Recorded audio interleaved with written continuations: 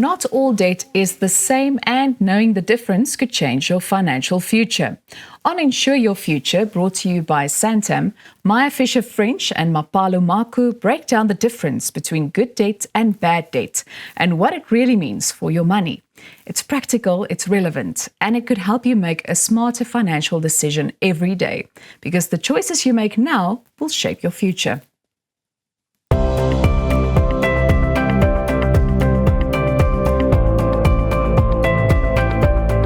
Now, in the last episode, we spoke about how to become a homeowner. But of course, that does mean taking on debt, and it does mean having a good credit score. Absolutely, Maya. And so today we have Brian Mpakwani from Summit Financial. They are a financial wellness company that also does debt review. So let's kickstart with understanding your credit score, and also what do we mean by good and bad debt, Brian? Credit score is a summary or it's a 3-digit number that summarizes basically your credit worthiness, which is determined by your payment behavior.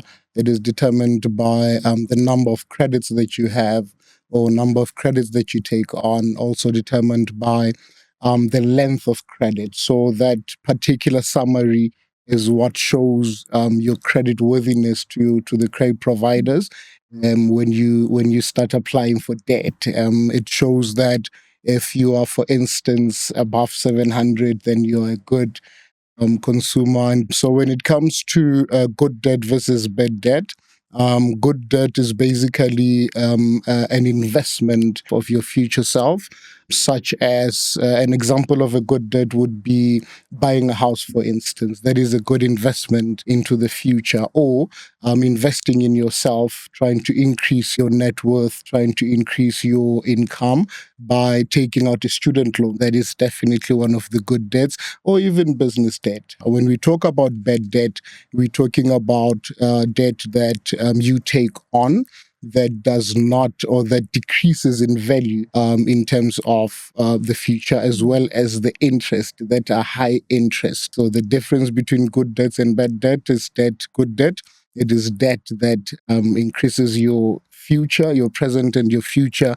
net worth. And then bad debt is one that takes away from you now. I suppose even though if you're looking at a personal loan, it depends what it's being used for. So if the personal loan is just consumption debt, it's very different than maybe taking a personal loan to help with your business, exactly as you're saying. So it's about whether that loan is giving you an investment into your future or not. Yeah, 100%. And also a car, for example, Maya, sometimes we know that it's not called an asset as such, but I need to get to work, right, to make a living, to make an income, and hopefully grow my net worth eventually. So 100%, good debt and bad debt, it all depends on what is it that you're doing with that? And of course, a car needs to get you from A to B. It doesn't need to get you to A and B in a huge amount of debt. So there's a level of car financing that starts to become unhealthy. But Brian, I want to go back to the credit score, because I've been looking at some credit scores recently as part of the Menti program that we're doing with Santam.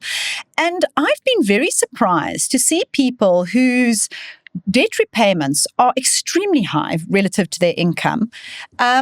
Yet they're showing as a good credit score. Yeah. What is happening there? So if we're looking solely on the payment behavior, then that's what's keeping their credit score a bit high. For instance, a person could be sitting at a DI ratio, for instance, of over 60-70%, meaning the amount you pay back towards your debt is more than what you have. But the fact of the matter is you're paying it on time every month. And that is what the credit providers are looking for. So as much as you are able to pay your debts on time every month without skipping any payments, then it should keep your credit score at a stable place. How much income actually should be going towards debt repayment versus life, exactly. So if we were to put it in percentages, the most common one would be the 50-30-20 rule. At least 50% of your income should go towards your needs. that is being able to pay for your groceries, that is being able to pay for your home, to pay for transportation, to go to work, school fees, and then 30% should then go towards your wants. 20% should then be divided between your debts as well as your savings. So that is what the rule of thumb in most cases refers to.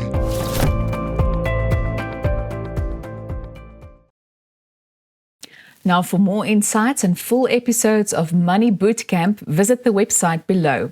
Stay informed, stay empowered, and take the next step towards managing your money with confidence.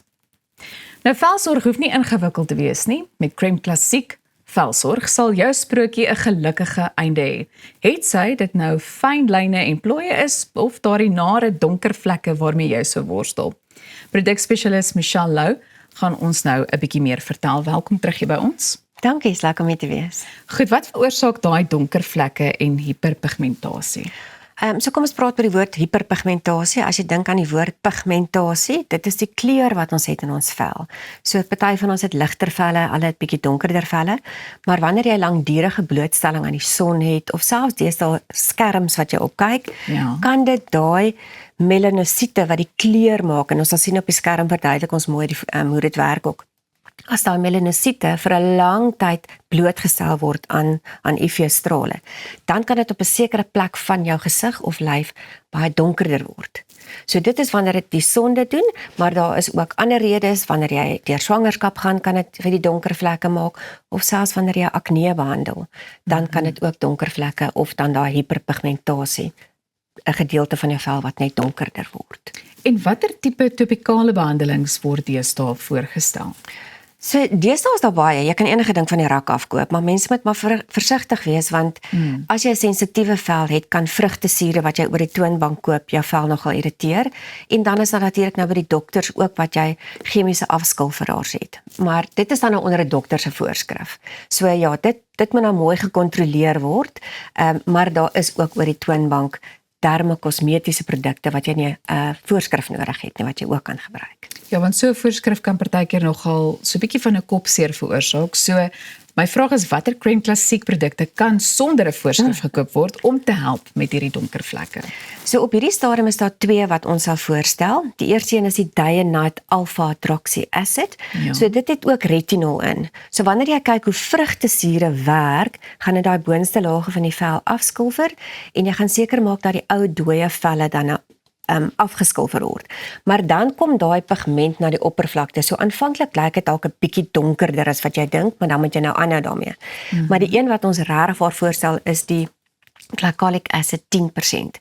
Nou 10% is die maksimum wat jy oor die toonbank kan koop. Enige iets na dit wat geneutraliseer moet word deur 'n dokter, kan jy dan nie sonder 'n voorskrif kry nie. Glycolic acid kan jy by enige winkel sonder 'n voorskrif kry. Nou hoe jy dit met aansit is eintlik die belangrikste, want baie mense vra vir ons dit, hoe gereeld. So die maklikste vir my om dit te verduidelik is om te sê, jy begin nou in die week, Maandag, Dinsdag, Woensdag, sit jy jou glycolic acid aan vir 3 tot 5 minute. Volgende week weer, Maandag, Dinsdag, Woensdag. As jy 'n bietjie langer behandeling het, kan jy dit na 5 dae toe rek ook, maar om te begin, 3 tot 5 dae vir 3 tot 5 minute en was dit af. En so maklik soos dit, sonder om geld te spandeer by die dokter. Dit klink vir my maklik genoeg. Nou daar is ook 'n interessante kompetisie. Ja. So vertel ons asseblief meer. So Crème Klassiek het 'n wonderlike kompetisie. 2 gelukkige kykers kan elk 'n geskenkpak ter waarde van R2800 wen, en daar's allerlei oulike goodies. Dankie Kylen. Daar's allerlei oulike goodies daarin, van cleansers, toners, glycolic acid, Dianite en dan ook die advanced anti-aging. So wat hulle moet doen is, hulle moet die QR code scan hier op die skerm en inskryf net op Facebook en op Instagram. As jy op 'n ander plek gaan inskryf, gaan jy nie wen nie. En dan behoort ons binne 2 weke die wenner hier bekend te stel. So skryf asseblief in. Dit klink vir my die moeite werd. Baie dankie vir jou tyd vanoggend, en ek is seker daarvan daar gaan 'n hele paar mense inskryf. Goed, so vir meer inligting kan jy gerus 'n draai gemaak by www.crèmeklassiek.co.za en onthou om vir hierdie interessante kompetisie dan nou in te skryf. Bly ingeskakel, ons is nou weer terug.